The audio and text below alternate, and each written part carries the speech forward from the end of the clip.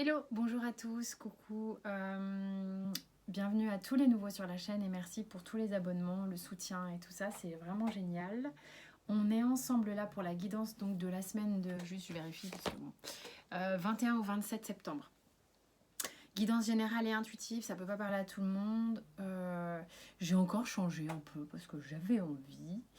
Et du coup, vous allez reconnaître les jeux, mais ils sont pas à la même place que d'habitude. Et puis, j'ai mis au chaud ce coup-ci. Donc, pour ceux qui connaissent. Vous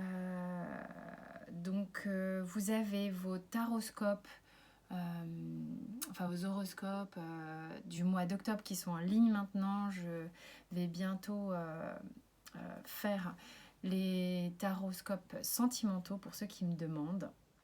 Pas de panique. Euh, on a encore un peu de temps quand même. Donc on y va, on va voir ce qu'il y a énergétiquement. J'étais dans une drôle d'énergie quand j'ai battu les cartes. Il y avait comme un trac, quelque chose qui change. Il y a une envie de changement, une envie de métamorphoser les choses, faire les choses différemment. La preuve, j'ai encore envie de faire les choses différemment. Enfin bref, en tous les cas, un ressenti très particulier au niveau corporel de se sentir un peu comme dans un sable mouvant. Alors, je ne sais pas ce qui va se passer, je ne sais pas quelles sont les cartes qui vont tomber. Je vais basculer la caméra pour que vous puissiez voir les cartes plutôt que mon visage, parce qu'il est difficile de faire les deux à la fois. Ok, donc c'est parti, on y va, on va voir ce qui se passe. J'espère que vous voyez quand même relativement bien. Donc, je vous montre à peu près comment ça se situe. Donc, cette semaine, on va avoir l'énergie avec la triade comme d'hab. Voilà. Concrètement, dans la matière, il y a 3 cartes. À chaque fois, j'ai fait 3 cartes. Après, il y a ce que vous bossez avec Osho. Petit conseil de Béline. Et puis l'oracle bleu, là, cette semaine, je l'ai positionné ici. En fait, parce que c'était quel est le coup de pouce de l'univers, en gros. Comment vous êtes appuyé, en fait, par l'univers. Ok, allez, c'est parti, on va voir. Énergétiquement, on a la carte du frère et du pardon. Là, ici, vraiment, c'est très évident. Enfin, c'est très évident. Il n'y a pas 50 possibilités dans l'interprétation de cette carte. Pour moi, en tous les cas, dans ce que mon jeu de la triade m'évoque. Ici, on est vraiment dans une énergie où on va vraiment aller chercher très profondément encore ce qui nous titille, ce qui nous fait mal, en lien avec une relation d'âme qui est importante pour nous, donc un chéri, une chérie, quelle est la personne de votre cœur, ou une personne avec qui vous avez un lien très très fort au niveau de l'âme, j'entends, pas forcément au niveau filial, familial ou quoi, bien que parfois, voire souvent, ça peut arriver aussi. Donc ça peut être, vous replacer dans votre contexte, ça peut être vraiment une relation d'âme, peut-être avec un parent, bref, peu importe. Ou alors simplement quelqu'un de votre cœur, mais avec qui vous avez une relation vraiment très profonde. Et là, ça vient jouer, en fait, on vient vraiment chercher dans ces liens une résolution, un apaisement profond. On a encore des choses à pardonner et ça travaille cette semaine, c'est mis de nouveau sur le tapis. Il y a quelque chose qui vous a piqué, il y a quelque chose qui vous prend la tête, sur lequel vous avez du mal peut-être à vous défaire. Il y a une envie d'apaisement quant à une obsession, un entêtement, le fait de se sentir complètement bloqué par des chimères. En fait, vous avez aussi besoin de vous pardonner, hein, bien sûr, parce que là, j'ai parlé des liens d'âme. Mais avec la carte du frère, pardonner à quelqu'un, c'est aussi se pardonner à soi-même. Et souvent, bien souvent, des situations extérieures, de toute manière, c'est tout le temps comme ça que ça se passe, enfin, en tous les cas, de mon point de vue, tout ce que vont vous ramener des situations externes sont en rapport avec ce que vous avez à pardonner à l'intérieur. Donc pourquoi je supporte telle situation? Pourquoi j'ai le sentiment de subir alors qu'en vérité je subis rien, j'accepte d'être dans une situation ou pas. Comment je peux me pardonner ça? Comment j'ai pu accepter ceci ou cela? Comment j'ai pu décider de me mettre dans des situations telles que celle-ci. Donc il y a vraiment un gros pardon à faire sur soi. C'est vraiment pas que envers les autres. Concrètement, dans la matière, 3 cartes. Le 10 de denier, qui s'est cassé la gueule, qui s'est mis à l'envers, mais j'aime pas lire les cartes à l'envers, mais on nous donne quand même une indication. J'ai la tempérance et la force.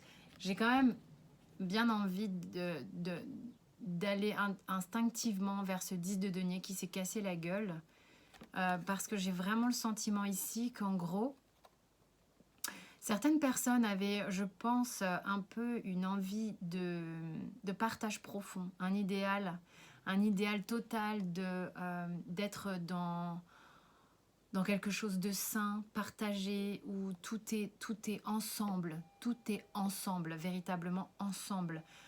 Tout est clair, tout est fluide, tout est limpide avec cette carte. Sauf que là, il s'est cassé la gueule, ce 10 de denier. Et du coup, on a vraiment le sentiment que c'est parce que quelque part, concrètement dans la matière, on n'est pas dans ce 10 de denier, qu'on nous demande de travailler sur ce pardon par rapport à quelqu'un, quelque chose, une situation.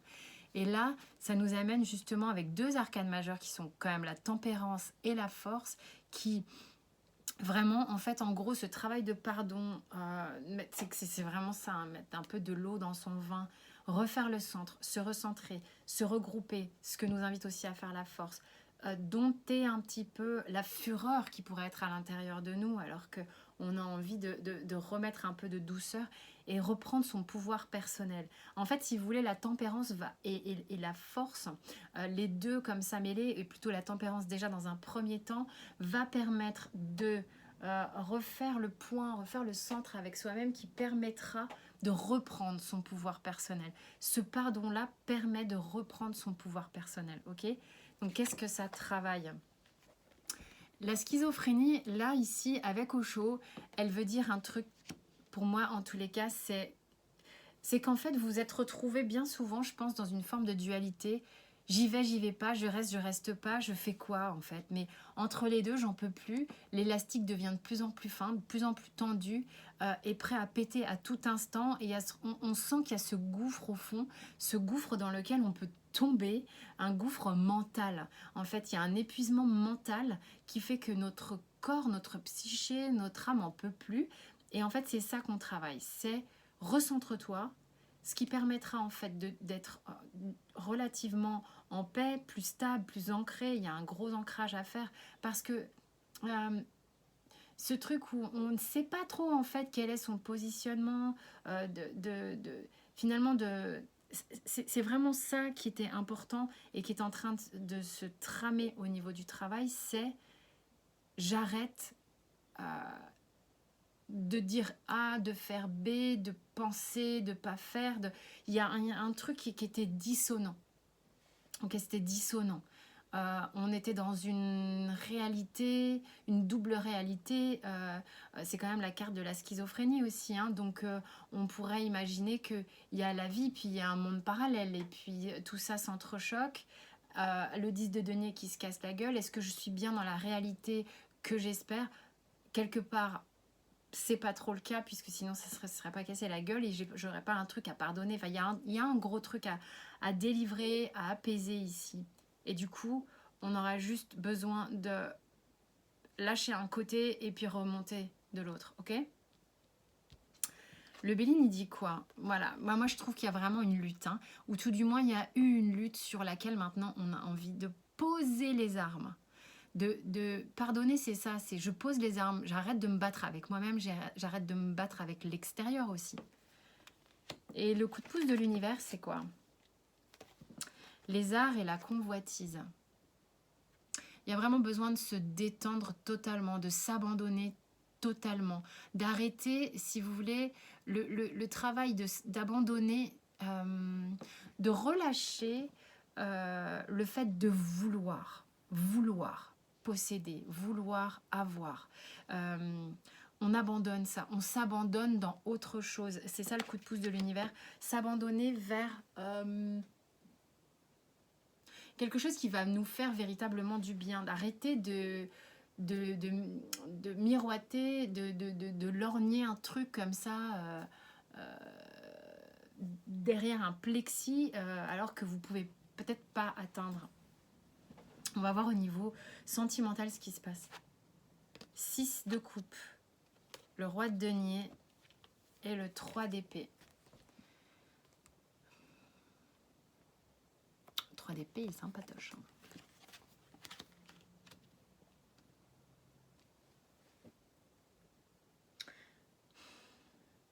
Il y a quelque chose qui est en lien avec une relation passée souffrante. Ok. Vous êtes en train... En fait, je pense qu'en fait, ce truc de pardon, cette schizophrénie qui serait éventuellement en lien, cette chose à équilibrer ici, en fait, on sent bien cette dualité, encore une fois, qui saigne, hein, entre j'ai envie d'être dans un amour profond, dans un partage pur, comme on pourrait le faire avec son enfant intérieur, et en même temps quelque chose qui me sécurise, qui est concret dans la matière, sur lequel je peux compter parfaitement.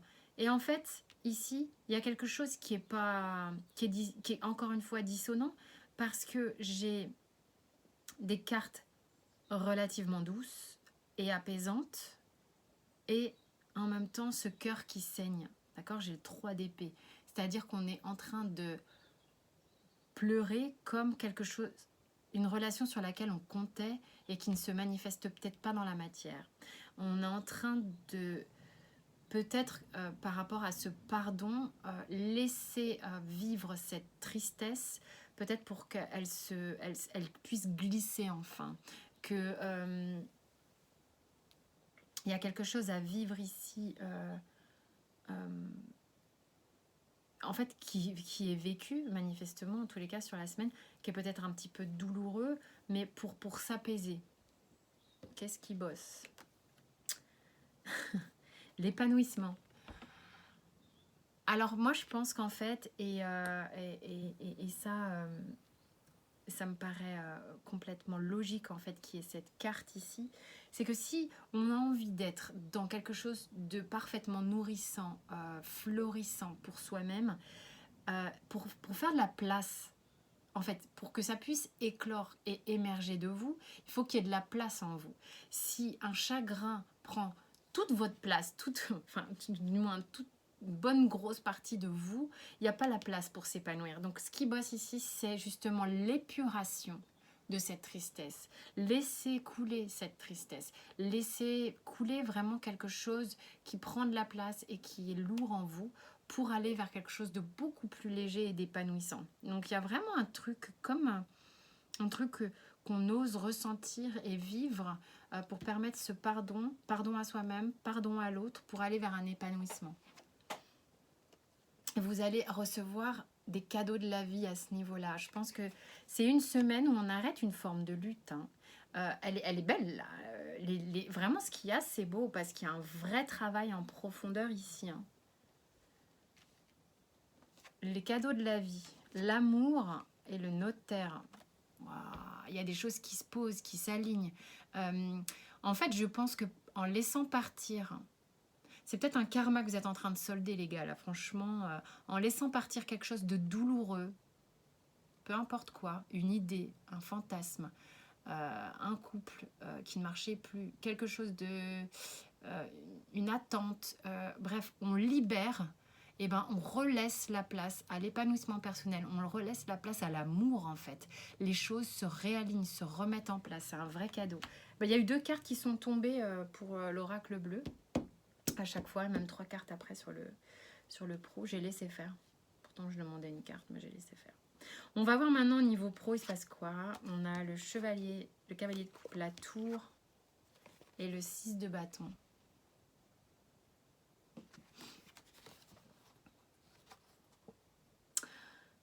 C'est marrant, j'ai l'impression qu'il y en a pour qui sont prêts à prendre des risques quand même au niveau professionnel, dans le sens où par rapport à ce qui est important pour vous, il y a vraiment, et c'est en corrélation beaucoup avec ce que j'entends en guidance privée quand même, c'est assez fort.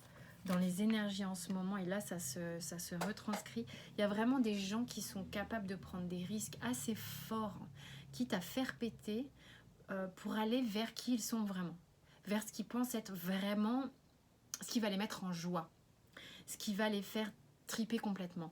Et là, vraiment, c'est ça, cette coupe-là, cavalier de coupe, on va vers ces idéaux, on va vers ce qui nous fait palpiter, hein, au niveau du cœur, clairement, quitte à prendre des risques, quitte à déconstruire certaines choses pour aller vers le 6 de bâton qui, lui, on sent qu'en fait, on sent que ça va être glorieux, que ça va être joyeux, qu'on va se sentir fort, qu'on va se sentir en pleine possession de ses moyens. Donc on est prêt à prendre des risques. Qu'est-ce que ça fait bosser? Le créateur. Je pense qu'il y en a beaucoup qui se relient à la source. Le créateur, pour moi, c'est ça. C'est l'idée de se relier à ce qui est nous réellement. Encore une fois, ce qui nous fait palpiter, ce qui nous fait vibrer, où se situe notre zone de créativité. Vous êtes peut-être en train de retoucher du doigt des choses qui sont importantes pour vous, des talents, des envies, voilà, il y a beaucoup de choses qui peuvent émerger actuellement. Donc, ça bosse là-dessus. Le Béline a voulu dire 2 choses. Alors, j'ai vol, perte et beauté qui clairement, pour moi, c'est vraiment, je reprends mon pouvoir. Le vol-perte, pour moi, c'est ça. Il n'est plus question que je m'épuise dans des choses qui ne sont pas bonnes pour moi. La beauté, c'est vraiment, je prends et je sors du sol, je deviens cette fleur, ce cœur florissant, glorieux, royal, d'accord? Donc il y a vraiment ça qui est en train de se positionner. On le voit, hein, tempérance, force. On va vers quoi? Le 6 de bâton. Donc on est prêt à prendre le risque d'être qui on est avant de ce qu'on fait, vraiment. Donc là, qu'est-ce qu'il y a? Attachement, travail, fidélité, coup de pouce de l'univers. Vous êtes en fait en train de travailler à une forme de détachement des attentes d'autrui, des attentes même que vous aviez vis-à-vis de vous-même, au niveau de la société, d'un salaire, de je ne sais quoi. On renoue avec la fidélité ici pour moi, c'est on renoue avec soi-même. Qui je suis moi? C'est quoi mon envie profonde? À quoi j'ai envie d'être fidèle à moi-même avant toute chose, d'accord? Donc c'est vraiment ça, c'est tout l'amour qu'on a envie de se donner, tout le respect qu'on a envie de se donner, c'est ça qui bosse, c'est ça le coup de pouce de l'univers. On vous envoie ce ressenti-là, cette clairvoyance-là sur vous-même pour vous aider à faire ce travail de détachement d'attente. Hein, il y avait des attentes qui se sont cassées la gueule, hein, vraiment, vraiment. Avant d'aller dans la petite... Non, enfin, on va faire la petite histoire des miroirs. Amour, loi, naissance, rêve, santé. Alors, c'est quoi le dos de deck? Miroir magnétique. Il y en a pour qui cette histoire-là, cette semaine énergétique de pardon, d'apaisement, de rééquilibrage, de recentrage, le fait d'oser vivre ce qui est difficile à vivre, d'oser se détacher de ce qui est difficile, fait place véritablement à quelque chose de beaucoup plus sain, beaucoup plus florissant, comme l'amour évidemment. Je ne sais plus où je l'ai eu. Oui, l'amour qui est arrivé en cadeau sur la ligne de la sphère amoureuse. J'ai l'amour qui arrive ici avec le miroir magnétique. C'est-à-dire qu'en fait, plus vous faites cette place, plus vous virez, épurez ces anciennes énergies, ces anciens karmas qui étaient lourds, plus vous faites de la place à de la nouveauté, à de la légèreté et à l'amour bien évidemment, parce que c'est à ça qu'on est connecté à la base. Donc les énergies lourdes font la place à cette énergie pure et légère qu'est l'amour. Voilà, amour, loi, naissance, rêve, santé. On est là dans l'idée que les choses se remettent en équilibre au niveau de l'amour. Vous magnétisez cette énergie-là, elle revient à vous, ça réémerge de vous. Si vous voulez, Ça gargouille. Ça... Mon Dieu, ça s'aligne. Ça permet, en fait, avec cette carte de naissance, de réémerger. En fait, je réutilise le même mot parce que c'est vraiment le mot qui est juste pour moi. Quelque chose qui était encore de l'ordre du rêve, visiblement, de la 5D pour certains, est en train de venir se manifester, s'ancrer dans le corps. Ok, c'est pour ça, il y a sans doute des gens qui vont vivre des changements corporels. Je ne sais pas pourquoi je dis ça, qui vont voir des habitudes peut-être changer. Il va y avoir un mouvement, hein, cette semaine, je l'ai senti quand je battais les cartes, il va y avoir un changement. On va être un petit peu peut-être dans un état physique particulier, je ne sais pas pourquoi, mais j'ai eu ce ressenti-là et c'est un peu ce que ça me donne là avec l'histoire des miroirs. Alors le surrender, il dit quoi? D'abandonner les vieux jugements vis-à-vis de soi-même, qui sont des vieux trucs, quoi. Arrêtez de ressasser ces choses-là, en fait. Arrêtez de penser aux idées limitantes à propos de vous-même, qui sont originaires du passé. Et là, vous allez reprendre votre propre pouvoir et pouvoir vous manifester dans votre vie avec toute votre beauté, tout votre amour. Voilà, je n'ai fait que traduire la carte. Donc, véritablement, elle n'est pas interprétée. Prenez si ça vous parle. Voilà, j'ai fait le tour pour les énergies de la semaine et j'espère que ça va vous parler. Pour certains, vous avez mes coordonnées sous la vidéo comme d'hab. Je vous invite à voir vos horoscopes si vous en avez envie évidemment. Et merci de votre soutien, de vos abonnements. Sentez-vous libre de vous abonner, de commenter et de partager ces vidéos si le cœur vous en dit. Je vous dis à très vite, portez-vous bien.